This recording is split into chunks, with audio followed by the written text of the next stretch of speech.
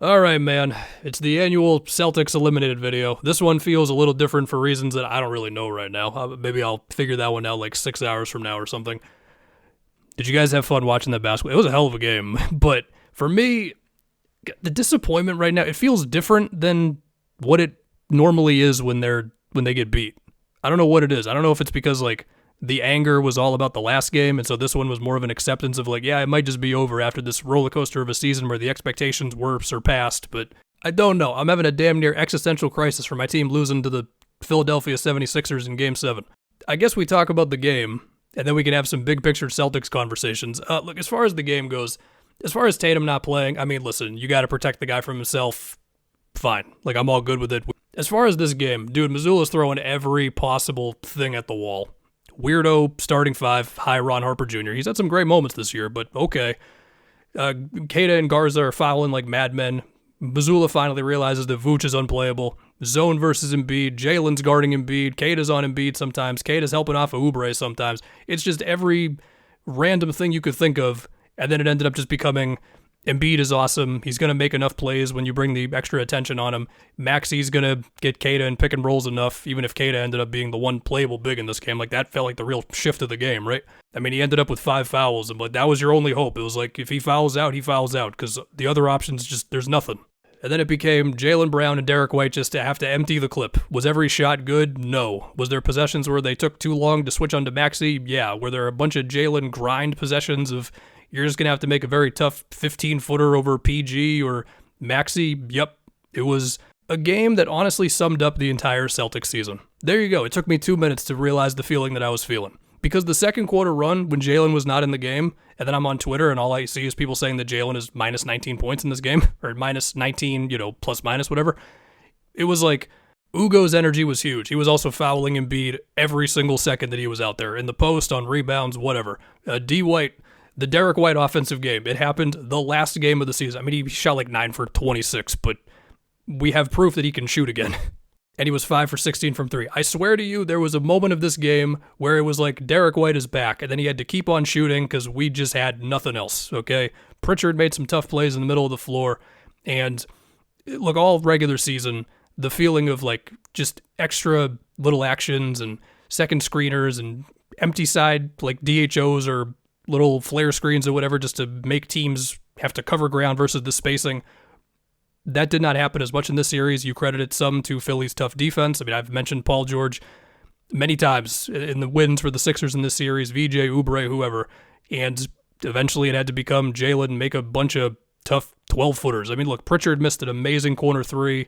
Jaylen missed a pretty good top-of-the-key 3 where they put Maxi in the action. I mean, they left it all out there, whether it was good, structured basketball the entire time or not. And they fouled Embiid who knows how many times. I mean, he had 11 free throws, but they fouled him I don't even know how many times. Whether all of them were actually called or not. Yeah, look, Maxi and Embiid were huge, man. And I don't know, is this the satisfying Celtics lose video? I don't know. I don't know what I'm supposed to say right now. Are you going for me just wanting to lose my mind? I don't know. So, big picture Celtics conversation stuff. Number one, Jason Tatum, prioritize the health, obviously all that stuff. So with Jaylen, if you don't know, some Celtics fans have just turned on Jaylen like crazy over the last week or so, and he hasn't been good the last few games. I want to be clear. This one, I mean, listen, he almost dragged him back. What did he shoot? 12 for 27. Hey, it's a Game 7. That game was barely a basketball game by the end, so you know what? Whatever. Like, the effort was definitely good tonight. Some Celtics fans think he's going to get traded for Giannis this offseason. Okay. Like, I think Jaylen Brown's going to be on the team next year. I don't know if that's going to disappoint somebody. Also, VJ was amazing in this game. Wanted to throw that one out there. And then we have Derek White, where I don't know what to do here. The dude's jump shot left him. It came back today for a little bit. But his jumper, I don't know where it is. I don't know if it's going to be back next year. If it's back next year and he's back to normal Derek White, great. But I have no idea what to expect there.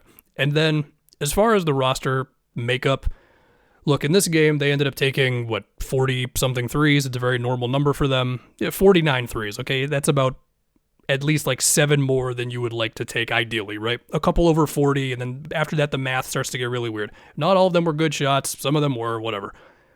The roster that they had out there tonight, if you're asking them to take a bunch of shots at the rim, like they don't have that many dudes. Like, what's Sam Hauser going to do? He's going to take threes, okay? What this team needs is, number one, probably some better big guys. I mean, Garza had a nice season, but in the end here, it was, Keita, you are our only shot at being a real big in this game. And even then, his fouls were still kind of crazy, right? Right, Vooch was unplayable. They need another big who can guard and hopefully have something on offense, right? And I know they would love to have a pick-and-pop big guy, but the amount of pick-and-pop bigs who can also defend, like, it's not a whole lot, man. You managed to have two at the same time at one point. And then the other thing is, this team needs another inside scorer. They need somebody whose default is not, the defense is really tough right now, I'm going to shoot a three. Whether it's like a 4 who can screen on the ball and get downhill, whether it's a center who defenses are going to worry about more as a scorer, maybe somebody who can also beat switches, whatever. I mean, I'm not trying to be unrealistic with the type of player here, like there's only so many players in the league, but someone who can contrast with the shot chart of the rest of the team just a little bit. I'm not asking for some like non-shooter who teams don't guard either. If it was going to be somebody on the wing, so I don't know. It was quite a season. They surpassed expectations, and then the expectations became something else. But hey, Philly, they did it, man. We got at least healthy enough Joel Embiid, and he went nuts in a Game 7. Do I want Mazzulla fired? No. Yes, it was a disappointing finish. Yes, the offense did not look the same as it did in the regular season. And this is certainly not the first time that this team has hit this moment of the playoffs where it's like, oh crap, we're having, if not an identity crisis, then it feels like we're missing something. You can clearly have doubts about this team in a big moment. Like, that's fine. Like, yeah, they won the title, but, well, that's a big deal. But they have also had, around that, a number of playoff finishes where it's uglier than it should be by the end. But no, I don't want Mazzulla gone, because if you ask every NBA fan if they like their head coach 100%, it's barely anybody says yes to that. You could hire some new dude and then you're complaining about that guy doing whatever. Anyway, that's about all I got. Have a good one, guys.